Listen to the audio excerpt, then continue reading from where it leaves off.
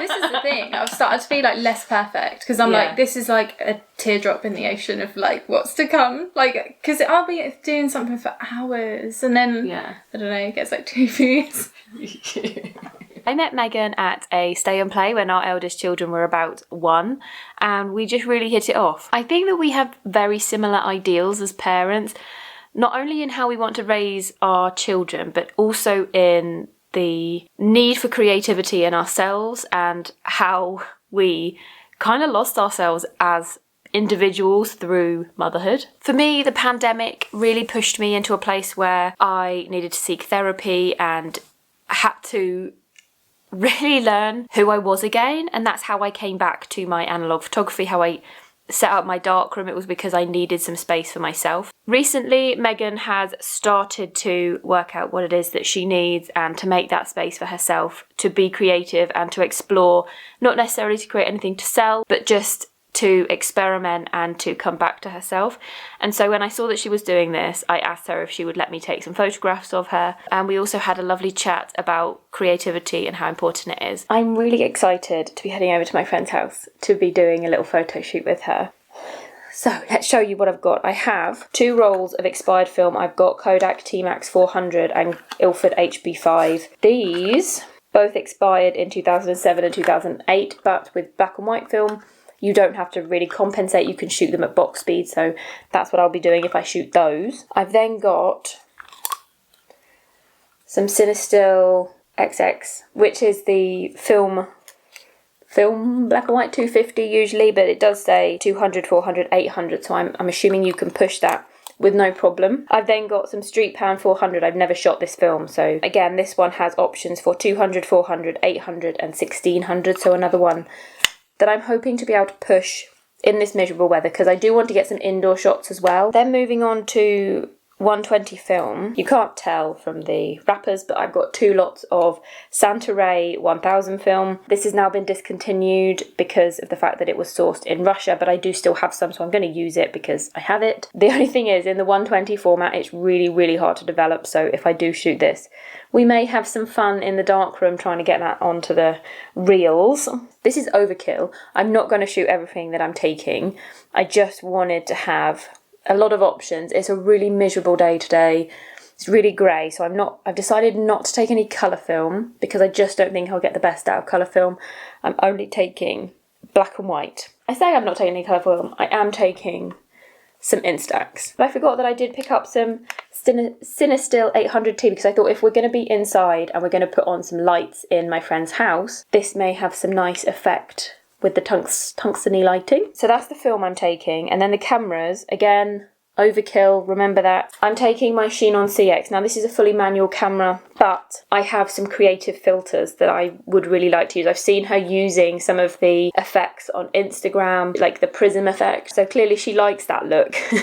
So I thought I would take my version of that with me. They fit on this camera. So I'm taking this specifically for that purpose. For 35mm film, I'm also taking my Canon 1N. I know that her youngest child is going to be there and she does want some shots with her child, so it's better to have a camera like this where I can set it to aperture priority and then the camera will decide on the shutter speed for me, and it just helps me when there's a lot of movement going on. And then in 120, I was going to take my Mamiya because that's the camera that I feel like I get the best shots with, but as today is about having fun and just getting some really fun shots, I'm actually going to take the Diana camera. I may regret this choice, but I feel like if I want to get some proper portraits, I've got my 35mm ones.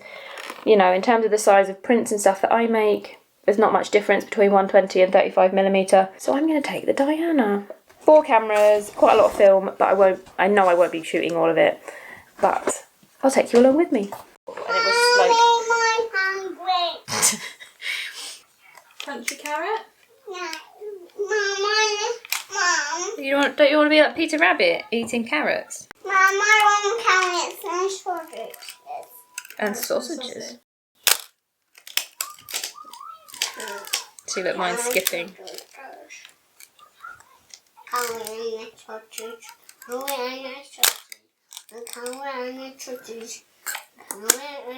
I think it's really funny that we met when we were both having what I think was personality crises. And yet we seemed to find in each other something that we liked, even though we didn't necessarily feel like ourselves. Whilst we have had very different journeys to this point, we have very different struggles, there is a lot, I think, that's mirrored between what I've been through and what you're going through. So I'm very happy to see that you're starting to be more creative again. Amazing. I suppose just introduce what it is that creativity is to you. Why do you need it? What do you do? I've come to realise recently that it's more of a part of me than I realised. So I've started asking people, like, is your head like running with all these creative ideas all the time? My head is always like, oh, I could do this, or I could make that, and the inspiration's always there. It's just the fact that I wasn't actually doing it. And then most people actually say that they don't think like that, and I didn't realise it was like, maybe it is just something in me. Obviously I have been to uni and done creative stuff. What did you do at university? Textile art.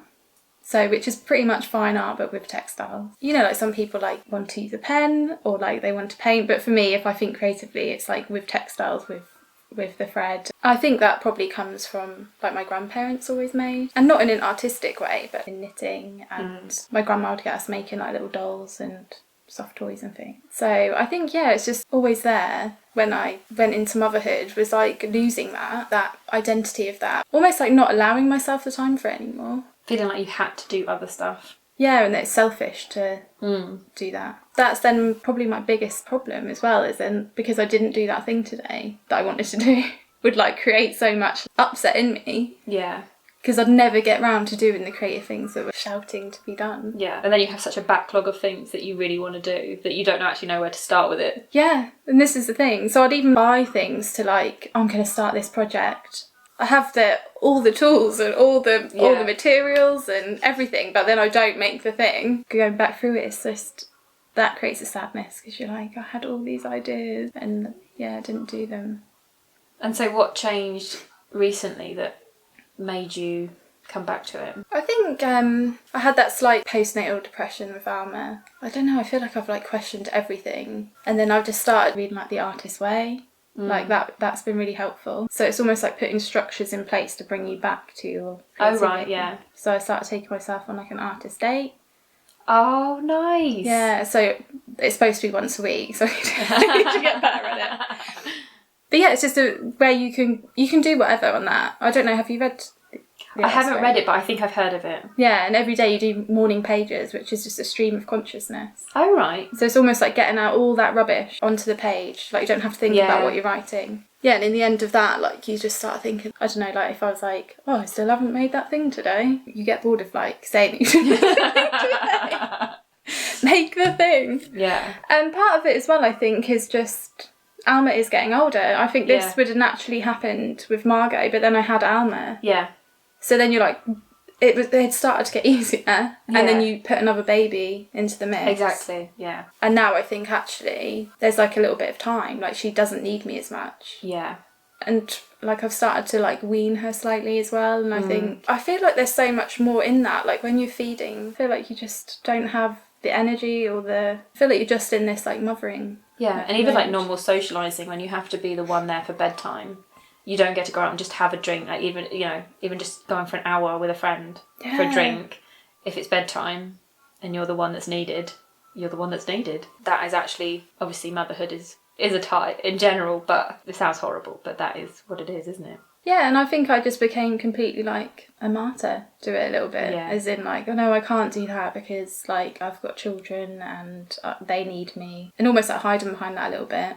Yeah, and I think this is where we have had a very similar experience, is that we both gave ourselves entirely to motherhood and trying to be the right mother, when really what kids need is a happy mum. Yeah.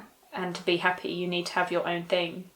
Like I've got friends who are mothers but are also the full-time worker, like the main earner in their family, but that works for them. They're happy, they're fulfilled because they love their job. So you don't have to give over everything, and I think that's a really hard realisation to come to, that guilt of being away and saying I need to prioritise me for a little bit. You're not saying I'm not going to prioritise the kids ever. You're saying for this evening I need to do something, or nursery's not going to hurt you, or that's why I always think you and I have quite mirrored experiences of it. Because I remember texting you and saying like, oh, have you ever considered homeschooling? I know. I was so into that, and now I'm like, but this is the thing, even for like 6 years, well, probably, 6 years, as well as like being pregnant before Margot came, I just read baby books. Yeah. Baby books and mothering books and how to bring up my children books. Yeah, exactly. And even with The Artist's Way, I also got The Artist's Way for Parents, and I read that one first because I felt like, no, because I'm being a parent, so I need to do that first. Yeah, well, I was interested in looking at Buddhism, not like to be some sort of strict Buddhist, but just to understand the principles of it. But the Buddhist book that I have is Buddhism for Mothers or something like that, and it's like an enormous book, but it's split into like Buddhism when you're pregnant, Buddhism when you have tiny children, and Buddhism when you've got kids at school. Like, oh my god! And that's how I introduced myself to the concepts. Is just because motherhood came first. Yeah, it was never about me. And when I saw that you were doing what you're doing on Instagram, and I promoted it, was because that's exactly why I first of all started the learning log. Like, that was my dipping my toe. I just needed something for me. I needed to write about what I wanted to learn and what I wanted to do, and it was really mostly just for Eve to read, because she'd read my learning log when I was doing like a photography course 8 years ago. She was like the only person other than my tutor who would read my learning log and talk to me about it. I just decided to promote it on like a Facebook group, and someone else was like, oh, do you want to write for 35mmc? And then that was like a spiral effect of, I started writing for them, and I started enjoying being part of a community of people. And then came the YouTube channel, and now I just feel like I'm embracing so much more of myself, and that's why I now have 2 YouTube channels. Because I'm a masochist, apparently.